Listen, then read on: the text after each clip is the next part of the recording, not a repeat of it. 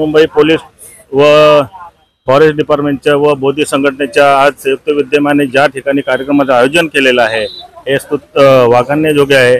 आणि आज भावनेच्या भरी आज तरुण या ठिकाणी पांडवकडा ठिकाणी येत आहेत।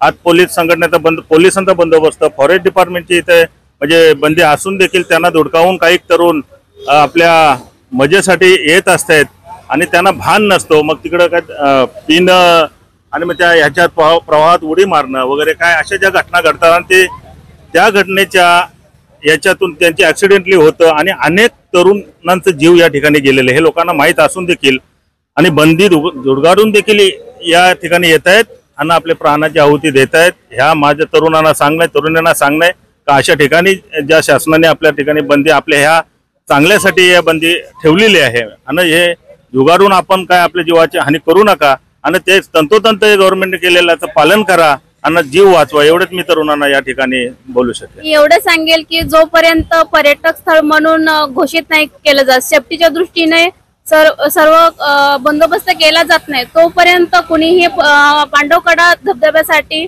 वॉटरफॉलसाठी कुणी येऊ नये। तोपर्यंत आम्हा फॉरेस्ट डिपार्टमेंट आणि पोलीस डिपार्टमेंटला सहकार्य करावं एवढंच। माजी आमदार दत्तूशेठ पाटील शिक्षण प्रसारक मंडळाचे DSP कला विज्ञान वाणिज्य महाविद्यालयातील प्राध्यापक आणि विद्यार्थी या जनजागृती कार्यक्रमासाठी उपस्थित आहेत।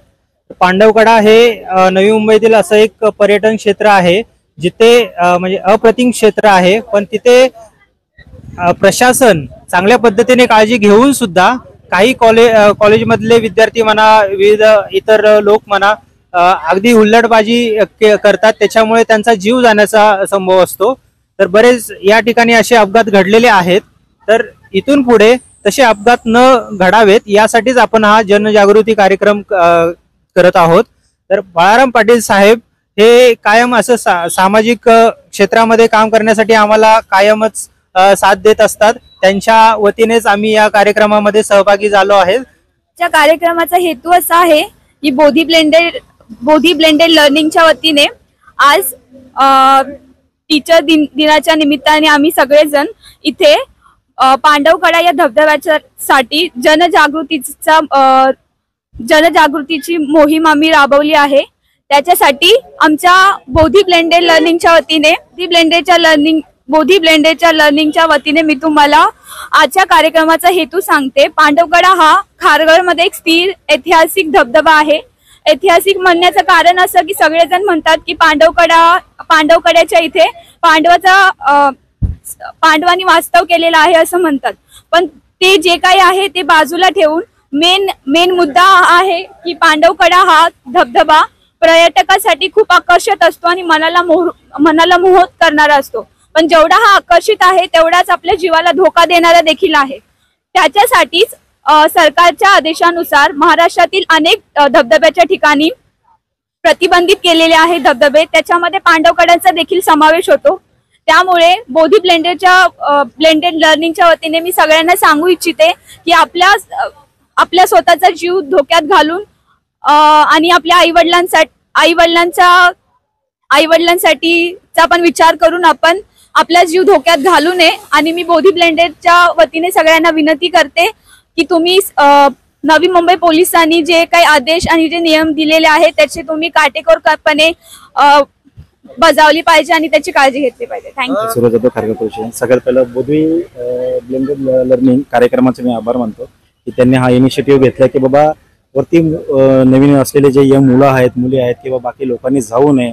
तर सांगायचा मुद्दा असा आहे की बाबा सध्याच्या कंडिशनला जे वातावरण तुम्ही बघताय, न्यूज बघताय, काय परिस्थिती आहे, सगळीकडे रेड अलर्ट झालेला आहे, बऱ्याच ठिकाणी ऑरेंज अलर्ट आहे।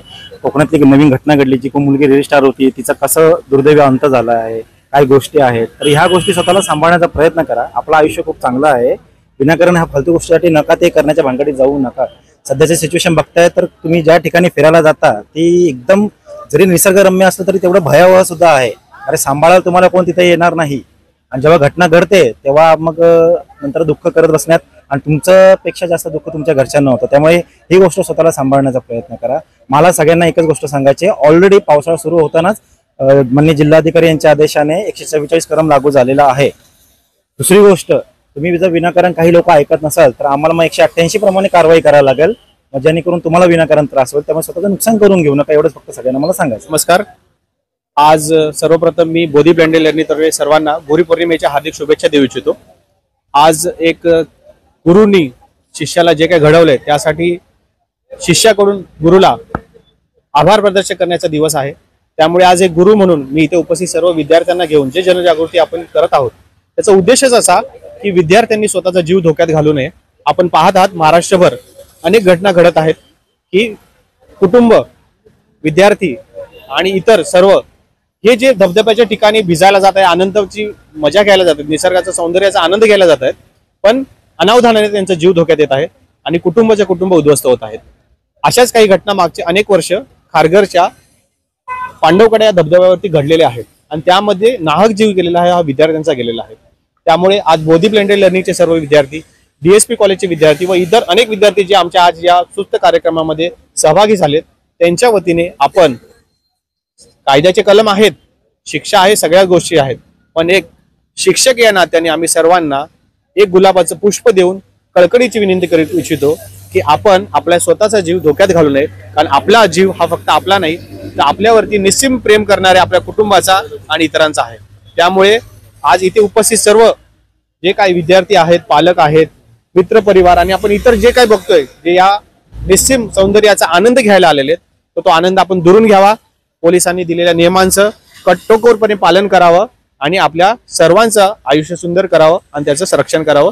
हीच आमची आज या कार्यक्रमाच्या निमित्ताने सर्वांना देण्याची सूचना आहे आणि विनंती आहे.